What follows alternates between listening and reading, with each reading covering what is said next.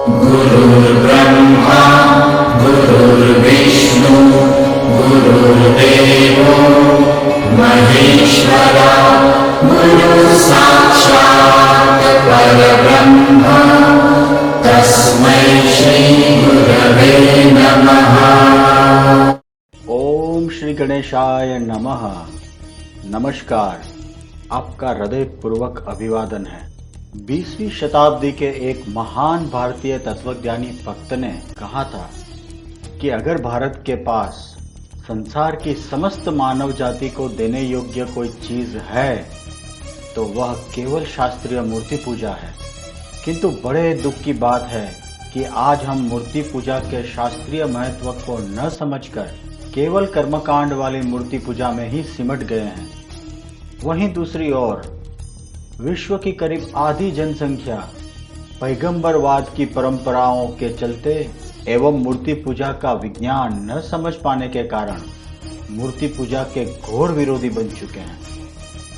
आज यदि हमारा शरीर दुर्बल बने तो बाजार में सैकड़ों विटामिन आदि सप्लीमेंट्स उपलब्ध हैं, लेकिन हमारा मन एवं चित्त यदि दुर्बल हो जाए तो उसके सशक्तिकरण के लिए बाजार में कोई भी सप्लीमेंट उपलब्ध नहीं है।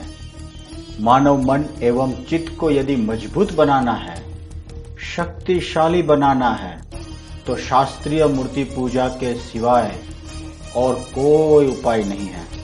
मूर्ति पूजा को न समझने वालों के लिए एक छोटी सी कहानी आपके साथ साझा करना चाहूंगा। एक समय की बात है, एक गांव में एक शक्तिशाली आदमी रहता था। उस गांव में दंगे फसाद अमूमन होते रहते थे। उस आदमी ने दंगे के समय अपना एवं अपने परिवार की रक्षा करने हेतु एक मजबूत लाठी लाकर अपने घर में रखी थी। अब भगवान की कृपा से उस गांव में बहुत दिनों तक दंगे फसाद नहीं हुए, तो जाहिर है कि उस लाठी का कोई खास उपयोग न हुआ और वो लाठी एक कोने में जगह रोकी पड़ी रहती थी और कई बार उस आदमी की पत्नी को सफाई काम में बाधा रूपी बनती थी। एक दिन की बात है, उस आदमी का करीब 5-6 साल का छोटा बेटा उस कोने में पड़ी लाठी से खेलने लगा और उस लाठी का घोड़ा बनाकर खेलते खेलते वह बच्चा गिर पड़ा और उसे अच्छी खासी चोट लग गई। यह देखकर उस आदमी की पत्नी को बहुत गुस्सा आया और उसने उस लाठी को इस दुर्घटना एवं उसके बच्चे को लगी चोट का कारण समझा और लाठी को चूल्हे में डालकर जला डाला। थोड़े ही दिनों बाद उस गांव में किसी कारण से फिर से दंगे फसाद हुए। वह आदमी अपने घर में उस लाठी को ढूंढने लगा, लेकिन उसे वह लाठी घर में कहीं नहीं मिली। आखिरकार उसने अपनी पत्नी से पूछा कि मेरी वो लाठी किधर गई? तो उसकी पत्नी ने कहा, वह लाठी किस काम की थी भला? कोने में जगह रोक के पड़ी रहती थी और पता है एक दिन तो उससे खेलते खेलते हमारा बच्चा गिर गया था और उसे गंभीर चोट भी लग गई थी, इसीलिए मैंने उस लाठी को चूल्हे में डालकर जला डाला। यह सुनकर वो आदमी निराश हो गया और अपनी पत्नी से बोला कि वो लाठी की ताकत क्या थी, वो तो उसे ठीक ठीक उपयोग करने वाला ही समझ सकता है। तुझ असक्षम को उस लाठी की शक्ति के बारे में भला क्या पता? वो तो मुझ जैसा कोई आदमी जो उसे अच्छे से उपयोग करना जानता है, वही उस लाठी की शक्ति को भली भांति समझ सकता है। ऐसा करके वो आदमी परेशान होकर घर से चला गया। जैसे लाठी का सही इस्तेमाल नहीं पता, वह लाठी का घोड़ा बना देता है। ठीक वैसे ही मूर्ति पूजा की सही समझ अगर ना हो तो मूर्ति पूजा भी सिर्फ एक तमाशा बनकर रह जाती है।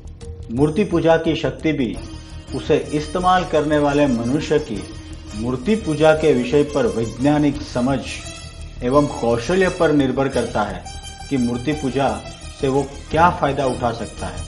मूर्ति पूजा की शक्ति भी वही मनुष्य समझ सकता है जो मूर्ति पूजा का सही सही इस्तेमाल करने का, प्रयोग करने का विज्ञान एवं कौशल्य जानता हो। अगर हम मूर्ति पूजा के शास्त्र और उससे हमारे मन एवं चित्त को पुष्ट करने का सही सही ज्ञान प्राप्त करके प्रभु के सानिध्य में साधना करें तो मूर्ति पूजा चमत्कारी रूप से हमारे जीवन को घुमाव दे सकती है।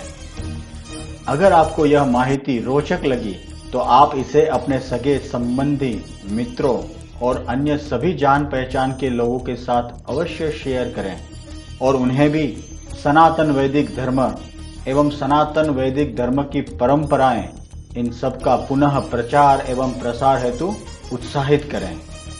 ईश्वर स्वयं हमारा मार्गदर्शन करें।